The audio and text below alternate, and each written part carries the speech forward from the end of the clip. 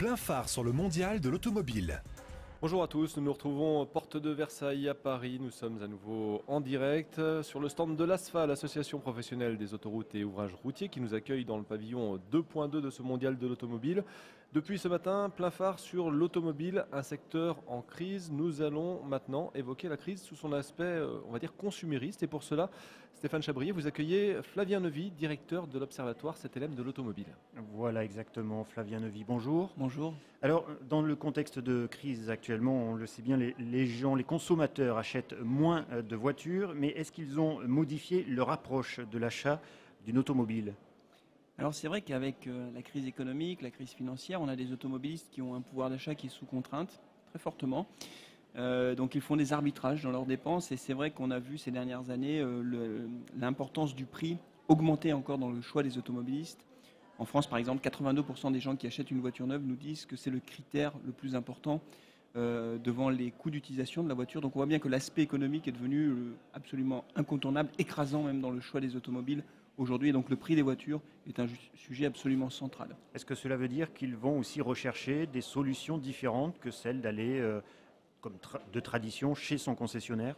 Alors c'est difficile aujourd'hui parce qu'en réalité les circuits de distribution sont toujours tournés autour de la concession automobile. Celui qui veut acheter une voiture neuve n'a pas beaucoup le choix, il doit aller chez son concessionnaire pour acheter une voiture. Pourtant ils sont prêts à faire certains efforts, c'est-à-dire que par exemple vous avez aujourd'hui 30% des automobilistes qui nous disent qu'ils sont prêts à acheter et à payer leur voiture en ligne. Donc les ventes en ligne représentent un levier important pour les ventes de voitures qui n'est pas exploité pour le moment. Je ne sais pas combien de temps cela va durer, mais en tout cas les automobilistes, pour une partie d'entre eux, sont prêts à le faire. Et puis ce qui est très frappant, c'est qu'on a une très grande majorité des automobilistes qui nous disent négocier le prix quand ils sont en concession face à un vendeur. À peu près 7 sur 10 nous disent qu'ils négocient pied à pied le prix de leur voiture et en moyenne ils obtiennent un peu plus de 10% de remise, donc c'est tout à fait significatif. Cela dit, pour les consommateurs, trouver des prix intéressants sur Internet, cela veut dire aussi des concessionnaires qui, au contraire, sont peut-être un peu plus mécontents finalement de ces résultats, parce que eux, ça les arrange pas. C'est la difficulté, si vous voulez. On sait que vendre des voitures en ligne, ça marche. Les automobilistes y sont prêts. Les constructeurs ont fait quelques tests de temps en temps pour voir si ça marchait. Et à chaque fois, ça a très bien marché. Et en plus, les concessionnaires le savent bien parce qu'ils vendent beaucoup de voitures d'occasion sur Internet. Il y a des gens qui traversent la France pour aller chercher une voiture d'occasion qu'ils ont vue sur Internet. Et donc, ils sont prêts à faire plusieurs centaines de kilomètres. Ce qui rend les choses difficiles, c'est qu'effectivement, pour le moment, ce sont les concessionnaires qui vendent les voitures. Et donc, du coup, ce qui est compliqué, c'est d'articuler les ventes en ligne avec le réseau physique existant. Et c'est certainement pour cette raison que les ventes en ligne n'ont pas encore explosé en France, alors que finalement, on finit par se rendre compte que l'industrie automobile est le dernier secteur marchand qui ne profite pas du boom du e-commerce. Alors, est-ce que l'achat d'une automobile, c'est avant tout lié très exclusivement à la crise et à ce que les Français, en l'occurrence, ont dans le porte-monnaie, ou est-ce que ça peut être aussi lié avec une relance de ce marché avec les véhicules propres, on l'a vu, sur les véhicules électriques? Est-ce que le véhicule électrique, en un mot, peut changer la donne malgré la crise?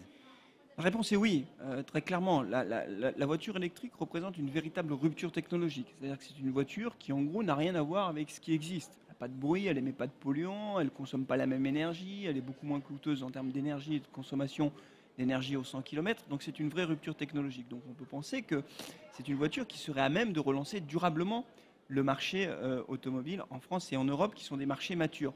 La difficulté, ou les difficultés, pour l'instant, elles sont tout à fait identifiées, elles sont très connues pour la voiture électrique. C'est l'autonomie limitée de ces voitures. Donc on a un vrai sujet sur le problème d'autonomie parce que ça fait peur aux automobilistes qui se disent, même si pour mes usages quotidiens la voiture électrique suffit, si je veux partir en week-end, comment je fais? Donc ça c'est le premier point.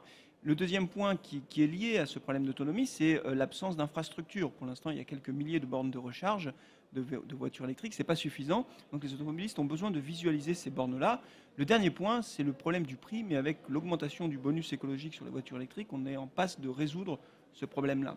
Alors, de manière plus structurelle, on note aussi, par exemple sur le continent européen, que les Européens ne sont pas égaux lorsque l'on évoque l'achat d'une automobile neuve, une voiture neuve.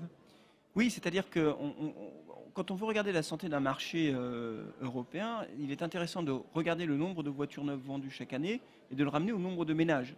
En France, cette année, on va vendre à peine plus d'1 million de voitures neuves aux particuliers. Le reste, ce sont les sociétés qui les achètent. Et 1 million de voitures vendues aux particuliers, ramenées à 27 millions de ménages. En gros, on a un taux d'acheteurs qui est très faible, qui est aux alentours de 4%. Donc finalement, on a des ménages français qui achètent peu de voitures neuves et qui par contre achètent beaucoup de voitures d'occasion.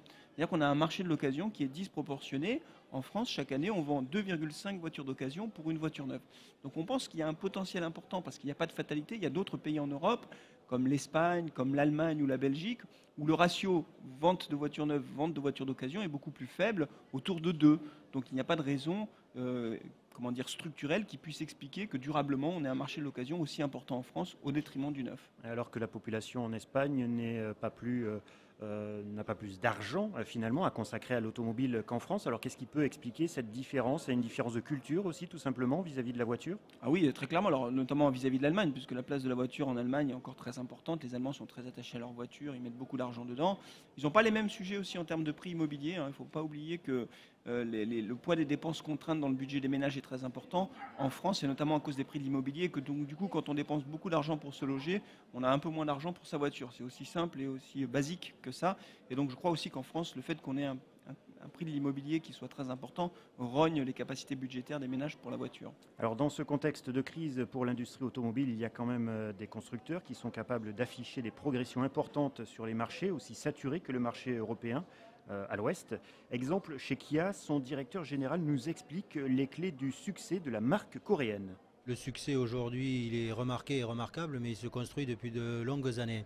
La marque a décidé de s'inscrire dans une stratégie mondiale et avec une politique régionale, la région étant l'Europe par exemple. Et en 2004, la décision a été prise de s'approcher le plus près possible du consommateur. C'est pour ça qu'une usine a été construite en Europe, en Slovaquie. C'est 1 milliard d'euros qui ont été investis pour produire des voitures dessinées par des designers européens, français et allemands en l'occurrence, et pour des consommateurs européens et donc français. Ce qui fait aujourd'hui la différence, ça vient de cette capacité à être à l'écoute des attentes des consommateurs, de répondre à leurs attentes en termes de plaisir de voiture, de plaisir d'avoir un véhicule qui me satisfait, auquel je m'identifie. Ce qui est aussi très important, c'est le rapport qualité-prix équipement de nos voitures. Nos voitures aujourd'hui sont au même prix que les plus grands constructeurs nationaux, je dirais, en termes de tarifs est le même. Par contre, nos véhicules sont mieux équipés. Et puis, on est le seul au monde à offrir 7 ans de garantie. Et ça fait la différence parce que ça rassure les clients. Quand je rajoute à ça un réseau de concessionnaires qui est présent partout en France pour pouvoir assurer le service et être disponible pour les clients, et bien, ça fait le succès qu'on voit aujourd'hui. Mais ça fait 4 ou 5 ans qu'on y travaille. Flavien Neuvy, alors au-delà de l'aspect stratégique du constructeur, offrir 7 ans de garantie aux consommateurs qui achètent une voiture neuve, une Kia neuve, c'est le genre de démarche qui forcément a un impact considérable? Ah oui, absolument.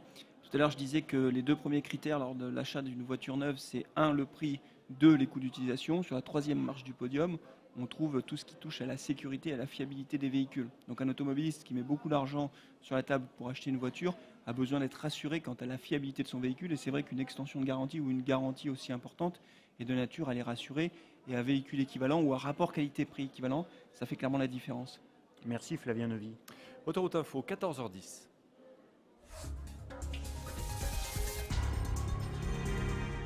Et si vous nous écoutez tous les jours, vous en avez l'habitude, nous vous présentons le véhicule du jour. Aujourd'hui, la 208 GTI. Quelques mois après la sortie de la 208 classique, Peugeot a donc lancé sa version GTI. Difficile de ne pas faire de comparaison avec la célèbre 205 dotée de la même signature, d'autant plus que Peugeot reconnaît une réelle volonté de capitaliser sur l'héritage de l'ancienne gloire de la marque au Lyon. Écoutez Laurent Blanchet, directeur des gammes Peugeot, au micro de Stéphane Chabrier. Vous parlez de confort et effectivement la 208 GTI, on a choisi de lui donner une connotation qui soit bien sûr une voiture efficace, extrêmement efficace, mais aussi confortable. Donc les liaisons au sol ont été travaillées en ce sens et en termes d'aide à la conduite, bien sûr, nous avons, vous savez, un poste de conduite qui est révolutionnaire avec un tout petit volant, avec un écran tactile qui est à portée de main et ça procure une ergonomie et donc une sécurité qui est franchement probablement la meilleure du marché. Et le tout associé, c'est aussi quelque chose qu'on a beaucoup travaillé sur cette voiture, à un look qu'on a voulu quelque part proche de la 205, qui est son inspiratrice, notamment avec des détails comme dans le haricot de custode, donc sur la face latérale de la voiture, le petit GTI qui nous rappelle évidemment la 205 GTI, mais aussi une multitude de détails qui font que cette voiture est vraiment dans la lignée de la 205 tout en étant très moderne à la fois. Dotée d'un moteur 1,6 litre de 200 chevaux qui rejette 145 grammes de CO2 au kilomètre, la 208 GTI est disponible à partir de 24 500 €. Et les brefs de salon, avec notre invité Flavien Neuvy, nous évoquions l'essor du véhicule électrique. Eh bien, sachez que l'ADEME va soutenir 7 projets visant à développer des infrastructures de recharge adaptées pour ces voitures électriques. Une enveloppe de 15,9 millions d'euros est ainsi allouée au financement de ces projets. Rappelons que l'État a annoncé la semaine dernière des nouvelles mesures de soutien, dont de nouveaux fonds pour financer les bornes, et puis un tarif préférentiel pour les voitures électriques au péage autoroutier, ainsi que sur des places de stationnement. Plein phare, l'automobile, secteur en crise, ça continue dans 3 quarts d'heure avec François Baquet, responsable d'Audi France, et nous verrons que toutes les marques ne sont pas logées à la même enseigne. Audi fait partie de celles qui ne connaissent pas trop la crise. En attendant, vous pouvez continuer à nous suivre sur Autoroute Info, de même que sur notre site internet www.autorouteinfo.fr et sur les réseaux sociaux @ Autoroute Info, une émission plein phare réalisée par Alex Bardet avec à la régie vidéo Sébastien Bontemps et les moyens techniques de GoPro. À tout à l'heure.